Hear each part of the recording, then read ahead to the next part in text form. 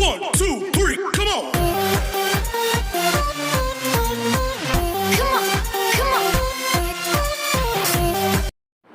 Hello દોસ્તો, કેમ છો? હું છું મુસીર મંસૂરી અને ફરી એકવાર સ્વાગત છે તમારું મારી ચેનલ બાયો નીટમાં. તો મિત્રો, આપણે જોઈ રહ્યા છીએ ધોરણ 12 ચેપ્ટર નંબર 1 સજીવોમાં પ્રજનન. એના અંત ભાગ સુધી આપણે પહોંચ્યા છીએ. છેલ્લા વિડીયો લેક્ચરમાં આપણે જોયું જન્યુ યુગ્મન કઈ રીતે થાય છે, જન્યુ વહન કઈ રીતે થાય છે, એટલે કે ફલનના વિવિધ પ્રકારોની આપણે માહિતી લીધી. હવે આપણે જોઈએ લિંગી પ્રજનનની છેલ્લી ઘટનાઓ, જેને પશ્વફલન ઘટનાઓ તરીકે ઓળખવામાં આવે છે. તો આ વિડીયોમાં પશ્વફલન ઘટનાઓ વિશે તમને બધી જ ખબર પડશે, પણ એના માટે વિનંતી કરું કે વિડીયો અંત સુધી જોશો. વિડીયોને વચ્ચે સ્કીપ કરતા નહીં અને મારી સાથે અંત સુધી જોડાયેલા રહેજો. તો ચાલો મિત્રો, હવે શરૂ કરીએ પશ્વફલન ઘટનાઓ.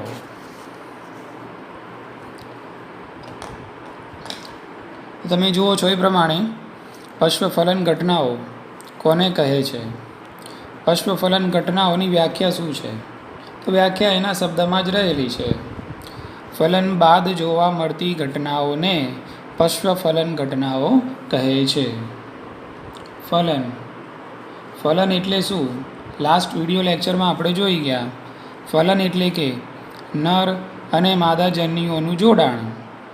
નરજન્યુ માદાજન્યુને ફલિત કરે છે અને ફલિતાંડ બને છે. આ પ્રક્રિયાને ફલન તરીકે ઓળખવામાં આવે છે. અને ફલન કે જે લિંગી પ્રજનન કરતા સજીવોમાં આવશ્યક એકમાત્ર જૈવિક પ્રક્રિયા તરીકે ઓળખવામાં આવે છે. પશ્વફલન ઘટનાઓ એટલે ફલન પછીની ઘટનાઓને પશ્વફલન ઘટનાઓ કહે છે. પશ્વફલન ઘટનાઓ કહે છે. તો ફલન પછીની ઘટનાઓ કઈ કઈ? તો અહીંયા લખેલી છે મેં. એક છે યુગ્મનજ એટલે કે જાયગોટ, અને બીજું છે ભ્રૂણજનન એટલે કે એમ્બ્રિયોજેનેસિસ. તો આપણે આજે આ બંને મુદ્દાઓનો વિગતવાર અભ્યાસ કરીશું. તો સૌ પહેલાં આપણે શરૂ કરીએ યુગ્મનજ. આ મુદ્દો શું કહેવા માગે છે એની આપણે જાણકારી લઈ લઈએ. યુગ્મનજ એટલે કે જાયગોટ. હવે યુગ્મનજનું નિર્માણ ક્યાં થાય છે એ આધાર રાખે છે કે ફલનનો પ્રકાર કેવો છે. દાખલા તરીકે યુગ્મનજનું નિર્માણ માદા દેહમાં થાય, દેહમાં, અને એ દેહ હશે માદા. તો માદા દેહમાં થાય એનો મતલબ એમ કે એ ફલન છે અંતઃફલન. અને જો યુગ્મનજનું નિર્માણ માદા દેહની બહાર, માદા દેહની બહાર થાય તો એનો મતલબ એમ કે પાણીના માધ્યમમાં. તો યુગ્મનજનું નિર્માણ ક્યાં થાય છે એ ડિપેન્ડ કરે છે કયા પ્રકારનું ફલન છે. તો આને આપણે કહીએ છીએ બાહ્ય ફલન. તો જો અંતઃફલન હશે તો યુગ્મનજનું નિર્માણ માદા દેહમાં થશે, અને જો બાહ્ય ફલન હશે તો યુગ્મનજનું નિર્માણ માદા દેહની બહાર એટલે કે પાણીના માધ્યમમાં થાય છે. બીજું, યુગ્મનજ વિશે અગત્યના મુદ્દાઓ. યુગ્મનજ એ એક પેઢીથી બીજી પેઢી વચ્ચેની જીવંત જોડતી કડી છે. તો આપણે વાક્ય લખી શકીએ અને આ વાક્ય સાચા ખોટાની અંદર પૂછાતું હોય છે. એક પેઢીથી બીજી પેઢીની જોડતી જીવંત કડી, જીવંત કડી છે. અહીંયા હું લખીશ યુગ્મનજ, એટલે એની મહત્વતા આપણને સમજાય. તો યુગ્મનજ શું છે? તો એક પેઢીથી બીજી પેઢીને જોડતી એકમાત્ર જીવંત કડી છે, જેને યુગ્મનજ તરીકે ઓળખવામાં આવે છે. એક પેઢીમાંથી બીજી પેઢી પેદા થાય એટલે વચમાં જે સ્ટેન્ડ છે એ કયું છે? યુગ્મનજ છે. એ જ રીતે જોઈ શકીએ કે યુગ્મનજ છે એ જીવની સાતત્યતા જાળવે છે.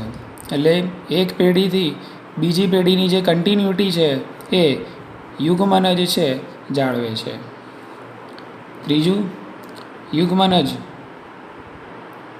માંથી જ લિંગી પ્રજનન કરતા બધા જ સજીવો, કે પછી વનસ્પતિ હોય, પ્રાણીઓ હોય કે પછી મનુષ્ય હોય, બધાના જ જીવનની શરૂઆત યુગ્મનજથી થાય છે. તો લિંગી પ્રજનન કરતા, લિંગી પ્રજનન કરતા બધા જ સજીવોના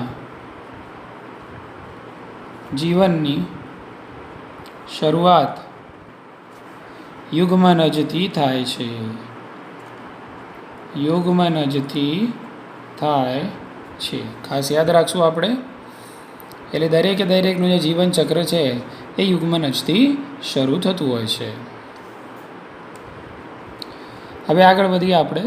હવે આ યુગ્મનજ જે છે એ યુગ્મનજનું શું થશે એનો આધાર શાના ઉપર છે? તે યુગ્મનજનું આગળ જઈને હવે શું થશે એ ડિપેન્ડ કરે છે કે જે તે સજીવ કયા પ્રકારનું જીવનચક્ર ધરાવે છે. જે આપણે 11મા ધોરણમાં ભણી ગયેલા છીએ. દાખલા તરીકે 3 પ્રકારના જીવનચક્રોની વાત આપણે ભણી ગયા.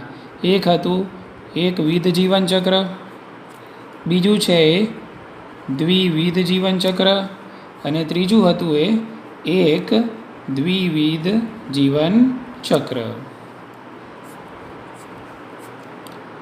તો હવે આ યુગ્મનજનું શું થશે? આ યુગ્મનજનું ભાવિ શું છે એ ડિપેન્ડ કરે છે કે આ યુગ્મનજ કયા સજીવનું છે.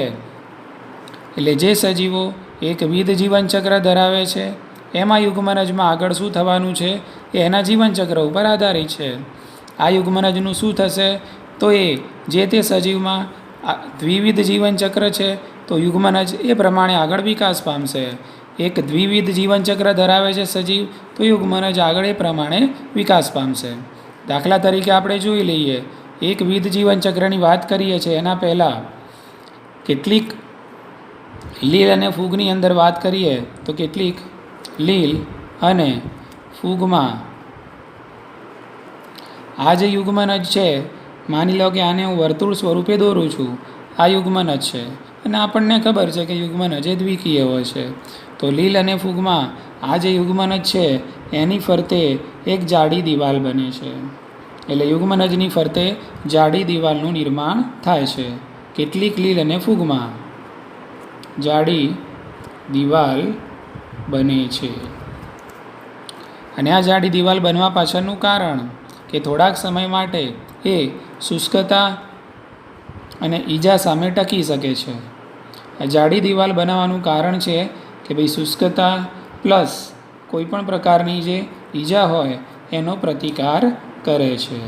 પ્રતિકાર કરે છે. તો કેટલીક લીલ અને ફૂગની અંદર યુગ્મનજ છે એ જાડી દિવાલ પોતાની ફરતે બનાવે છે અને શુષ્કતા અને એને કોઈપણ પ્રકારની ઈજા ન પહોંચે એના માટે આ પ્રકારનું રક્ષણાત્મક કવચ ધારણ કરે છે. એટલે આ પ્રકારની આ પ્રકારની પ્રકૃતિ સામે પ્રતિકાર આપે છે અને વિરામના સમયગાળામાંથી પસાર થાય છે.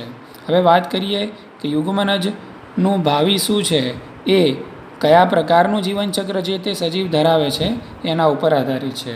તો એના માટે હું તમને ધોરણ 11નું 3જું ચેપ્ટર એમાં છેલ્લા પેજ ઉપર આપેલું હતું 3 પ્રકારના જીવનચક્રોની આકૃતિ.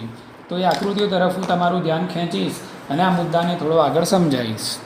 હવે તમે જોઈ શકો છો આ પ્રમાણે તમે 11મા ધોરણમાં ભણેલા છો. ઓકે. હવે આ પહેલું જે જીવનચક્ર છે આ છે એકવિધ જીવનચક્ર, અને આ એકવિધ જીવનચક્ર સામાન્ય રીતે લીલમાં જોવા મળે છે. એમાં શું થાય છે, જો અહીંયા શરૂઆતમાં દર્શાવેલો છે જન્યુજનક દેહ, એટલે કે લીલનો દેહ છે એ સુકાય હોય છે. લીલ મૂળ પ્રકાંડ અને પર્ણ જેવા ભાગો ધરાવતું નથી, એટલે લીલનો દેહ એકકીય છે, એટલે એનો દેહ જન્યુજનક છે. જન્યુજનક દેહ એટલે જે જન્યુઓ પેદા કરે. તો તમે જોઈ શકો છો અહીંયા જન્યુઓનું જનન થાય છે. જન્યુઓનું જનન થશે એટલે કે નર અને માદા જન્યુ બંને પેદા થશે. આ બંને જન્યુઓ છે એનું યુગ્મક બને છે અને ફલિતાંડનું નિર્માણ થાય છે, જે દ્વિકીય બને છે. એ ફલિતાંડ આગળ જઈને અર્ધીકરણ પામે છે અને 4 બીજાણુઓ છે એકકીય 4 બીજાણુઓ મુક્ત કરે છે. આ 4 બીજાણુઓમાંથી 3 બીજાણુઓ અવનત પામે છે, અને આ એક બીજાણુ છે એમાંથી વૃદ્ધિ પામીને જન્યુજનક દેહ છે પેદા થાય છે. એટલે અહીંયા જે ફલિતાંડ બન્યું, અહીંયા જે યુગ્મનજ બન્યું, એનું આગળ શું થશે એ ડિપેન્ડ કરે છે કે એનું જીવનચક્ર કેવું છે. એકવિધ જીવનચક્ર હોય તો આ પ્રમાણે પેટર્ન ફોલો થશે. ચલો માની લઈએ કે દ્વિવિધ જીવનચક્ર છે, તો શું થશે? તો અહીંયા આપણે જોઈએ આ જીવનચક્ર છે દ્વિવિધ, કે જે આવૃત્ત અને અનાવૃત્ત બીજધારીઓમાં જોવા મળે છે. તો આ દ્વિવિધ જીવનચક્રમાં તમે જોઈ શકો છો અહીંયા ફલિતાંડ બને છે. હવે અહીંયા ફલિતાંડનું અર્ધીકરણ થતું નથી, જે ઉપર થતું જોવા મળે છે. તો અહીંયા ફલિતાંડનું તરત જ અર્ધીકરણ થતું નથી, પરંતુ આ જે ફલિતાંડ છે એનો વિકાસ થાય છે. વિકાસ થઈને એમાંથી સમગ્ર દેહ છે પેદા થાય છે. દાખલા તરીકે મૂળ પ્રકાંડ અને પર્ણ જેવા ભાગો આ ફલિતાંડમાંથી પેદા થતા હોય છે, અને એ જે છે બીજાણુજનક અવસ્થા પ્રાપ્ત કરે છે. ત્યારબાદ આ બીજાણુજનક દેહ છે આ બીજાણુજનક દેહ છે એ બીજાણુઓ પેદા કરે છે અર્ધીકરણની પ્રક્રિયા દ્વારા, અને એ બીજાણુઓ આગળ જઈને જન્યુજનક દેહ છે એ પ્રાપ્ત કરે છે. જન્યુજનક દેહ આખો પ્રાપ્ત થતો નથી, એ ખૂબ જ ટૂંકા ગાળાની અવસ્થા છે, અને એટલા માટે જ આના જીવનચક્રમાં મોટે ભાગે તમને દરેક જગ્યાએ દ્વિકીય અવસ્થાઓ જોવા મળે છે. એટલે એનું જીવનચક્ર મોટે ભાગે દ્વિકીય અવસ્થાઓથી ઘેરાયેલું છે. એકી અવસ્થા ખૂબ જ ઓછા ગાળા માટે જોવા મળે છે, તેથી આને દ્વિવિધ જીવનચક્ર કહે છે. એટલે કહેવાનો મતલબ શું છે કે આગળ ફલિતાંડ એટલે કે યુગ્મનજનું ભાવિ શું છે એ ડિપેન્ડ કરે છે. એનું આગળ અર્ધીકરણ થશે કે પછી એમાંથી નવો દેહ ઉત્પન્ન થશે કે વિરામના સમયગાળામાંથી પસાર થશે, એ બધું ડિપેન્ડ કરે છે જે તે સજીવના જીવનચક્ર ઉપર. એ જ રીતે અહીંયા તમે જોઈ શકો છો આ જીવનચક્ર છે એક દ્વિવિધ જીવનચક્ર છે. કેમ? કારણ કે એનો અડધો સમય છે એકી અવસ્થાઓમાંથી પસાર થાય છે, જ્યારે અડધો સમય છે એ દ્વિકીય અવસ્થાઓમાંથી પસાર થાય છે. એટલે બંને અવસ્થાઓમાંથી સરખા પ્રમાણમાં એનું જીવનચક્ર ચાલે છે, એટલે આને એક દ્વિવિધ જીવનચક્ર કહે છે.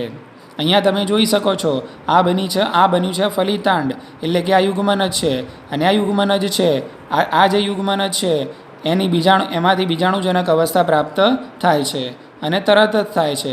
અહીંયા તમે જુઓ સમયગાળો ખૂબ જ લાંબો છે, બરાબર. એ પ્રકારનો વિકાસ આ ફલિતાંડનો જોવા મળતો નથી, અને આ બીજાણુજનક અવસ્થા થોડા સમય માટે રહે છે, અને પછી એનું અર્ધીકરણ થાય છે અને બીજાણુઓ મુક્ત થાય છે, અને આ બીજાણુઓ જન્યુજનક દેહ પ્રાપ્ત કરે છે. એટલે કહેવાનો મતલબ એમ કે યુગ્મનજ છે એનો વિકાસ ડિપેન્ડ કરે છે કે યુગ્મનજ છે એ કયું પ્રકારનું જીવનચક્ર આગળ વધારે છે. જો એકવિધ જીવનચક્ર હોય તો યુગ્મનજનું ભાવિ આ છે, જો દ્વિવિધ જીવનચક્ર હોય તો યુગ્મનજનું ભાવિ આ પ્રમાણે આગળ વધશે, જો એક દ્વિવિધ જીવનચક્ર હોય તો યુગ્મનજનું ભાવિ આ પ્રમાણે આગળ વધે છે. તો આ હતી મિત્રો વાત યુગ્મનજ વિશે. હવે બીજા મુદ્દાની આપણે ચર્ચા કરીએ, અને બીજો મુદ્દો છે ભ્રૂણજનન. તો ચાલો હવે આપણે સમજીએ ભ્રૂણજનન એટલે શું. એકદમ ઇઝી અને સરળ ટૉપિક છે મિત્રો, ધ્યાન રાખશું. અહીંયા હું પહેલાં ટાઇટલ આપી દઉં છું, ભ્રૂણજનન. ભ્રૂણજનન એટલે કે એમ્બ્રિયોજેનેસિસ. ઓકે, પહેલાં આપણે એની વ્યાખ્યા સમજી લઈએ, ભ્રૂણજનન એટલે શું. તો હવે આપણી જોડે છે યુગ્મનજ, હવે આ યુગ્મનજનો વિકાસ થશે અને એમાંથી ભ્રૂણ તૈયાર થાય છે. તો બસ આ જે સફર છે આ જે સમય છે બરાબર, અને આ જે પ્રક્રિયા છે એને ભ્રૂણજનન તરીકે ઓળખવામાં આવે છે. આપણી જોડે અત્યારે હાલ યુગ્મન જ છે. માની લઉં કે આ છે યુગ્મન જ, બરાબર, અને યુગ્મન જ પોતે દ્વિકીય છે અને અત્યારે હાલ એક જ કોષ છે. હવે એમાંથી તમે બનાવો છો ભ્રૂણ, અને ભ્રૂણમાં તો એક કોષ હોતો નથી, ભ્રૂણમાં તો ઘણી બધી સંખ્યામાં કોષો આવેલા હોય છે. એટલે એક જ કોષમાંથી આ રીતે ઘણા બધા કોષો ઉત્પન્ન થાય છે, અને એ જે કોષો છે એને ચોક્કસ સ્વરૂપ, ચોક્કસ એમાં પેશીઓ બને છે અને ચોક્કસ કાર્યો કરવા માટે ચોક્કસ રચનાઓ પેદા થતી હોય છે. તો એક કોષ છે અને આમાંથી જ આખો ભ્રૂણ તૈયાર થતો હોય છે. જે રીતે માનવની અંદર, કે માનવની અંદર પણ યુગ્મન જ હોય છે અને 9 મહિનાના સમયગાળાની અંદર એ જે ભ્રૂણ છે એનો વિકાસ થાય છે અને તરુણ સજીવ છે એ જન્મ લે છે. તો આ જે પ્રક્રિયા છે એને ભ્રૂણજનન તરીકે ઓળખવામાં આવે છે. હવે આ જે યુગ્મન જ માંથી ભ્રૂણ બનવાની જે પ્રક્રિયા છે એ 2 તબક્કાઓમાં થતી આપણને જોવા મળે છે. એના માટે એક પ્રક્રિયા જવાબદાર છે કોષ વિભાજન. એક છે કોષ વિભાજન, જેને કહીએ છીએ આપણે સેલ ડિવિઝન. ઓકે, અને બીજી જે પ્રક્રિયા છે એને કહેવાય છે કોષ વિભેદન. કોષ વિભેદન. ઓકે, કોષ વિભેદન એટલે કે સેલ ડિફરન્સિએશન, જેને સેલ ડિફરન્સિએશન કહે છે. ઓકે, તો યુગ્મનજમાંથી ભ્રૂણજનન થવા માટે આ 2 પ્રક્રિયાઓ જવાબદાર છે, કોષ વિભાજન અને કોષ વિભેદન. અહીંયા મિત્રો ખાસ ધ્યાન રાખજો, કોષ વિભાજનને સમજવું પણ જરૂરી છે, કોષ વિભેદન શું છે એ પણ સમજવું જરૂરી છે. કોષ વિભાજન એટલે આપણે 11મા ધોરણમાં કોષ વિભાજન અને કોષ ચક્રવાળા ચેપ્ટરમાં ભણી ગયા છીએ. કોષ વિભાજનની પ્રક્રિયા થશે એટલે આ જે યુગ્મન છે એનું વિભાજન થશે, 1માંથી 2, 2માંથી 4, 4માંથી 8, એ રીતે કોષોની સંખ્યામાં સતત વધારો થતો જશે. એટલે કોષ વિભાજનના કારણે કોષોની સંખ્યામાં વધારો થાય છે. કોષોની સંખ્યામાં વધારો થાય છે. તો કોષ વિભાજન કોષોની સંખ્યામાં વધારો કરતી પ્રક્રિયા છે અને કરવું જ પડે જો બહુકોષીય સજીવ છે તો કોષોની સંખ્યામાં વધારો થાય છે. હવે ફક્ત કોષોની સંખ્યામાં વધારો થતો જાય એ પણ જરૂરી નથી. હવે આ બધા કોષો છે સંખ્યામાં તો વધે છે, ત્યારબાદ એ કોષો ચોક્કસ પેશી ધારણ કરે છે અને એ પેશીઓ જોડાઈને ચોક્કસ અંગોનું નિર્માણ કરે છે. તો આ જે પ્રક્રિયા છે કે ચોક્કસ સ્વરૂપ ધારણ કરવું, દાખલા તરીકે વનસ્પતિમાં તમે જુઓ તો મૂળ પેદા થાય છે, એક અલગ રચના છે, પ્રકાંડ એક અલગ રચના છે, પર્ણો એક અલગ રચનાઓ છે, પુષ્પો એક અલગ રચનાઓ છે. તો આ પ્રમાણે વનસ્પતિમાં પણ વિવિધ રચનાઓ આપણને જોવા મળે છે. તો શું આ વિવિધ રચનાઓ કઈ રીતે બને છે? વનસ્પતિમાં પણ ઘણા બધા પ્રકારની પેશીઓ આવેલી હોય છે અને એ બધી પેશીઓ આપણે 11મા ધોરણની અંદર ભણી ગયેલા છીએ કે ભાઈ વર્ધનશીલ પેશીઓ કોને કહેવાય, સ્થાયી પેશીઓ શું છે, સ્થૂલ કોણક છે, મૃદુતક છે, દ્રઢોતક છે, અન્નવાહક છે, જલવાહક છે, બરાબર. ઓકે, તો આ બધું વિભેદનની અંદર આવશે. એટલે કોષોની સંખ્યામાં વધારો તો થવાનો જ, પછી જે વધારો થવાનો છે, વધારો થઈ ગયા બાદ એ કોષો છે વિભેદન પામે છે, બરાબર. અને કોષો ચોક્કસ પેશીઓની રચના કરે છે, ચોક્કસ અંગોની રચના કરે છે અને ચોક્કસ સ્વરૂપ ધારણ કરે છે. અને આ બધું જ ભેગું થાય છે એટલા માટે કારણ કે ચોક્કસ કાર્ય કરવાના હોય છે, કાર્ય કરવા માટે, બરાબર મિત્રો. તો આ જે વસ્તુ છે એને કોષ વિભેદન કહે છે. તો વિભાજન અને વિભેદનમાં ફરક છે. કોષ વિભાજન એટલે ફક્ત કોષોની સંખ્યામાં વધારો થશે અને વિભેદન એટલે કે આ જે કોષો સંખ્યામાં વધેલા છે એ બધા એક સમૂહમાં ભેગા થશે અને ચોક્કસ પ્રકારનું સ્વરૂપ ધારણ કરશે, પેશીઓ અને અંગોની રચના કરશે અને વિવિધ પ્રકારના કાર્યો કરે છે. તો આ 2 પ્રક્રિયાઓ છે જેના થકી યુગ્મનજમાંથી ભ્રૂણનું નિર્માણ થાય છે, જેને ભ્રૂણજનન તરીકે ઓળખવામાં આવે છે. હવે પછીનો મુદ્દો છે, દાખલા તરીકે જે પ્રાણીઓ અંતઃફલન દર્શાવે છે એની આપણે વાત કરીએ તો અંતઃફલન જે દર્શાવતા સજીવો છે એની અંદર ભ્રૂણ જનન તો થવાનું જ છે, પણ ઘણીવાર ભ્રૂણ જનન છે થયા પછી તરુણ જે સજીવ છે એ અલગ અલગ સ્વરૂપે જન્મ લઈ શકે છે. તો હવે આ જે ભ્રૂણનું જે જનન છે એ માદા દેહની અંદર એ જ્યાં સુધી તરુણાવસ્થામાં ના, મતલબ એ ભ્રૂણ જ્યાં સુધી તરુણ ન થાય ત્યાં સુધી કાં તો એ માદા દેહની અંદર જ રહે છે, અથવા તો એ ભ્રૂણ છે એ અપરિપક્વ અવસ્થામાં ઘણીવાર માદા દેહની બહાર ઈંડા સ્વરૂપે પણ નીકળે છે. તો આના આધારે હવે ભ્રૂણ આના આધારે હવે ભ્રૂણ છે એ એનો વિકાસ કાં તો સંપૂર્ણપણે માદા દેહની અંદર થાય, કાં તો એ જે તે સજીવ છે એ ભ્રૂણને ઈંડા સ્વરૂપે બહાર મૂકે છે. કે તો એના આધારે પાછા બે પ્રકાર પડશે અહીંયા. તો એવા પ્રાણીઓ કે જેઓ ઈંડા મૂકે છે એને આપણે કહીએ છીએ અંડ પ્રસવી, અને જેઓ બચ્ચા પેદા કરે છે એટલે કે તરુણ સજીવને જન્મ આપે છે સીધો જ, એને અપત્ય પ્રસવી કહે છે. અપત્ય પ્રસવી. કે અંડ પ્રસવીનું અંગ્રેજી નામ છે ઓવીપેરસ. ઓવીપેરસ. અપત્ય પ્રસવી એટલે કે વિવીપેરસ. કે તો આ છે અંડ પ્રસવી, આ છે અપત્ય પ્રસવી. હવે આપણે બધા જાણીએ છીએ પ્રમાણે કે ભાઈ ઈંડા કોણ મૂકે છે. તો ઈંડા દાખલા તરીકે સરીસૃપ વર્ગના પ્રાણીઓ છે તો ઈંડા મૂકે છે. એ જ રીતે પક્ષીઓ છે તો એ ઈંડા મૂકે છે. ક્લિયર? ઓકે. તો તેઓ ઈંડા મૂકે છે અને ઈંડાને યોગ્ય સમય સુધી સેવે છે. એટલે એનો ચોક્કસ શું હોય છે? સેવનકાળ છે. સેવનકાળ સુધી સેવે છે, અને સેવવું જરૂરી છે. એ નિશ્ચિત સમય સુધી એ ઈંડા છે એ જે તે પ્રાણી દ્વારા સેવાવા જોઈએ. ત્યારબાદ જ એ ઈંડાની અંદર ભ્રૂણ પરિપક્વ બને છે. બરાબર? અને જો સેવનકાળ ન મળે તો ભ્રૂણ છે એ ઈંડામાં અપરિપક્વ રહે છે. ઓકે. હવે ઈંડું ચોક્કસ સમય સુધી સેવાઈ ગયા પછી એ ઈંડામાંથી તરુણ સજીવ છે એ જન્મ લે છે. તો સરીસૃપો અને પક્ષીઓ એ અંડ પ્રસવી છે. એ ઈંડા છે બહાર એ ઈંડા છે એ પેદા કરે છે. એ ઈંડાને ચોક્કસ સમય સુધી સેવે છે અને રક્ષણાત્મક એટલે કે ચોક્કસ અને નિશ્ચિત સ્થાને પોતાના ઈંડા મૂકે છે અને સેવે છે. પરંતુ અંડ પ્રસવી પ્રાણીઓને ઈંડાઓને ભક્ષકોનો ખતરો રહે છે.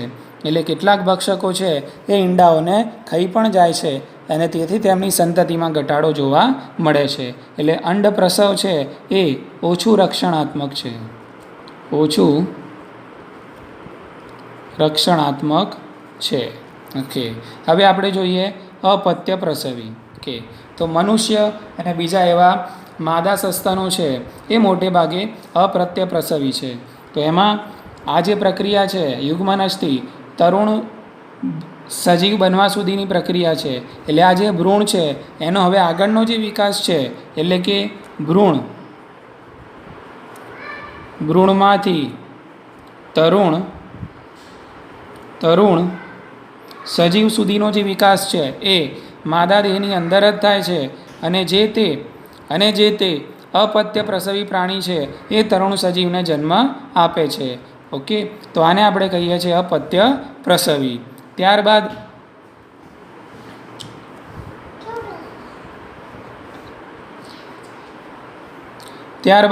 આ અપત્ય પ્રસવી પ્રાણી છે એ તરુણ સજીવને જન્મ આપે છે. ઓકે. હવે આ તરુણ સજીવ છે મતલબ કે ભ્રૂણ જનન એટલે કે ભ્રૂણનો વિકાસ તરુણ સજીવમાં થાય ત્યાં સુધી કોઈ પણ પરેશાનીનો એને સામનો કરવો પડતો નથી. એટલે એને ભક્ષકોનો ખતરો રહેતો નથી અને તેથી આ વધુ રક્ષણાત્મક પ્રક્રિયા છે. વધુ રક્ષણાત્મક છે. હવે મિત્રો આપણે આગળ વાત કરીએ તો આ તો આપણે વાત કરી પ્રાણીઓની. હવે વનસ્પતિમાં શું થાય છે? તો વનસ્પતિની અંદર વાત કરીએ તો એકદમ ઇઝી વસ્તુ છે.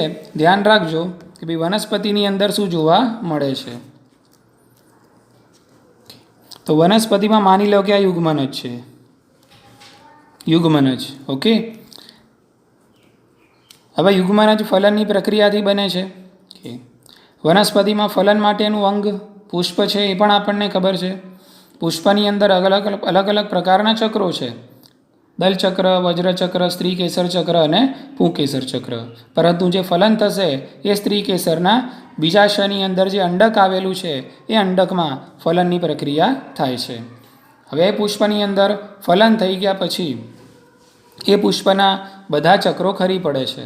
દાખલા તરીકે પુંકેસર ચક્ર પ્લસ વજ્રચક્ર પ્લસ દલચક્ર. તો ફલન થઈ જાય, ફલન થઈ ગયા પછી આ 3 ચક્રો છે એ ખરી પડે છે, જ્યારે સ્ત્રી કેસર છે બાકી રહે છે. ઓકે, અને બાકી રહેવું જ જોઈએ, કારણ કે સ્ત્રી કેસરના બીજાશયની અંદર જે અંડક છે એ અંડકમાં બનતું હોય છે યુગ્મનજ, એટલે સ્ત્રી કેસર બાકી રહે છે. પણ એવા ઘણા ફળો છે કે જેમાં ફલન થયા પછી પણ વજ્રચક્રો છે એ જોડાયેલા, એટલે કે વજ્રપત્રો છે એ જોડાયેલા રહે છે. દાખલા તરીકે મરચાં છે, દાખલા તરીકે રીંગણ છે, ટામેટાં છે. તો આ બધા ફળો એવા છે કે તમે જોતા હશો એ ફળોની ઉપર ઘણીવાર લીલા આપણને નાના વજ્રપત્રો જોવા મળે છે. એનો મતલબ શું છે? તો ફલન થઈ ગયા પછી પણ વજ્રપત્રો એનાથી ચીર લગ્ન રહે છે, છૂટા પડતા નથી. ઓકે, હવે માની લઈએ કે આપણે યુગ્મનજ છે, તો આ જે યુગ્મનજ છે એનું શું થશે? તો યુગ્મનજનું એઝ યુઝ્યુઅલ ભ્રૂણમાં રૂપાંતરણ થાય છે, તો યુગ્મનજનું ભ્રૂણ બને છે. એ જ રીતે બીજાશયની અંદર શું હોય છે? અંડક. ઓકે, તો અંડકનું શું બને છે? બીજ બને છે. એ જ રીતે બીજાશય છે તો એનું શું બની જશે? તો બીજાશયનું બની જશે અહીંયા ફળ. અને આ જે બીજાશય છે, સમજી લો કે હવે આ થઈ ગયું ફળ. આ પહેલાં હતું બીજાશય, આ બીજાશયનું બની ગયું ફળ. ઓકે, હવે બીજાશયની અંદર આ હતું અંડક. ઓકે, હવે અંડકનું અત્યારે હાલ બની ગયું છે બીજ. બીજાશયની ફરતે હવે આ જાડી દિવાલનું નિર્માણ થાય છે, જેને ફલાવરણ કહે છે. કે અંગ્રેજી નામ છે આનું પેરીકાર્પ. કે પી ફોર પેરીકાર્પ એટલે કે ફલાવરણ. કે તો આ જે બીજાશય છે એનું ફળમાં રૂપાંતરણ થાય છે અને એની દિવાલ જાડી બને છે, જેને ફલાવરણ તરીકે ઓળખવામાં આવે છે. તો અહીંયા આપણે આ 3 વસ્તુ ખાસ ઇમ્પોર્ટન્ટ છે, યાદ રાખવાનું છે. શામાં રૂપાંતરણ થાય છે? તો ફલન થશે, યુગ્મનજ બનશે. ઓકે, ફલન થશે એટલે આ બધા ચક્રો ખરી પડશે. પણ બીજા કેટલા ઉદાહરણ એવા છે કે રીંગણ છે, ટામેટાં છે, મરચાં છે, એમાં આ પ્રકારના વજ્રપત્રો ફલન થયા પછી પણ જોડાયેલા રહે છે. યુગ્મનજનું ભ્રૂણ બને છે, એમાં રહેલો આ જે અંડક છે એનું અહીંયા બની જાય છે બીજ. કે અને આખું જે પહેલાં બીજાશય હતું એ હવે બની ગયું ફળ, એની ફરતે ફલાવરણ પેદા થાય છે. તો આ પ્રકારે ભ્રૂણનું આગળ શું થશે એ ડિપેન્ડ કરે છે કે એ ભ્રૂણ કયા પ્રકારનું જીવનચક્ર ધરાવે છે. ઓકે, હવે છેલ્લો મુદ્દો આજનો. તો મિત્રો અહીંયા જોઈ શકો છો એ ચેપ્ટરની આ આકૃતિ છે. ઓકે, એમાં અલગ અલગ આકૃતિઓ આપેલી છે. આ જસ્ટ કદાચ આમાંથી સવાલ પૂછાઈ ગયો તો આપણને આવડવું જોઈએ એના માટે આ સમજાવું છું. અહીંયા જુઓ, આ 4 અલગ અલગ આકૃતિ છે. આ ચારેની અંદર 2 નામકરણ કરેલા છે, એસ અને પી. એસનો મતલબ થશે સીડ એટલે કે બીજ. પીનો મતલબ થશે પેરીકાર્પ એટલે કે ફલાવરણ. ઓકે, એટલે આ સીડ છે, આ બીજ છે એટલે એસ છે, આ એનું આવરણ એટલે કે ફલાવરણ. એ જ રીતે અહીંયા એસ એટલે સીડ એટલે કે બીજ અને પેરીકાર્પ એટલે કે ફલાવરણ. તો આકૃતિ મૂકેલી હોય અને એસ ક્યાં છે, પી ક્યાં છે, અહીંયા પી શું છે, અહીંયા એસ શું છે, આવું કદાચ પૂછાઈ જાય તો આપણને આવડવું જોઈએ. તો મિત્રો, આ સાથે આ ચેપ્ટર છે હું પૂરું કરું છું. આઈ હોપ કે તમને આ ચેપ્ટરમાં પૂરેપૂરો ખ્યાલ આવી ગયો હશે અને તમને મારી મહેનત દેખાતી હોય કે અને તમને આ વિડીયો ગમ્યો હોય તો આ વિડીયોને લાઇક કરજો, શેર કરજો અને કમેન્ટ કરજો અને સબસ્ક્રાઈબ કરજો. તમારા મિત્રો સુધી પણ આને પહોંચાડજો અને અમારું પ્રોત્સાહન વધારતા રહેજો. કે હવે પછી આ ચેપ્ટરના નીટ અને એમ્સની અંદર કેટલાક જે પ્રશ્નો પૂછાયેલા છે એ પ્રશ્નોનું અને સ્વાધ્યાયના અમુક જ પ્રશ્નો કે જે ખરેખર અગત્યના છે એની ચર્ચા આપણે નેક્સ્ટ વિડીયો લેક્ચરમાં કરીશું. ઓકે, તો ત્યાં સુધી રજા આપો. Good bye.